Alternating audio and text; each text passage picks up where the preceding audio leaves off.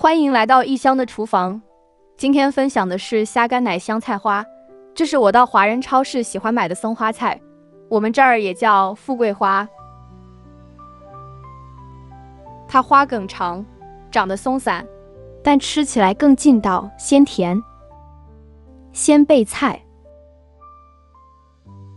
菜花掰成这样的小块洗净。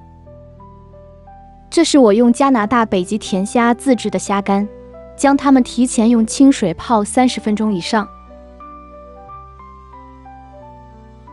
我切了半个红萝卜片，好吃又好看。菜花先处理一下，用微波炉微波3分钟，这样能缩短炒制时间并保持清脆。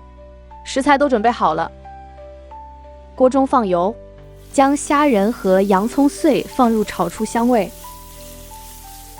倒入红萝卜和菜花，翻拌，再倒入2勺水，加半杯牛奶翻炒。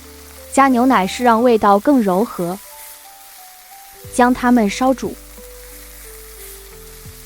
再放一点水淀粉勾薄芡，翻炒均匀。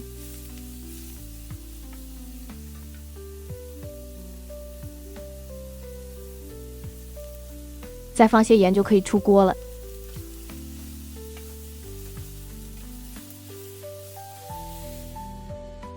今天还炒了辣子、腰果、鸡丁，搭配鹰嘴豆米饭。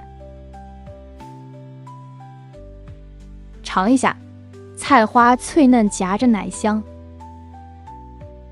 虾仁鲜香柔润。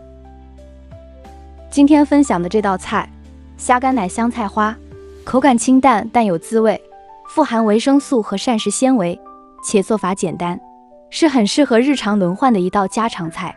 喜欢也试试吧。如果你也喜欢简单易做、营养好吃的家常菜，欢迎来异乡的厨房坐坐。你喜欢什么菜呢？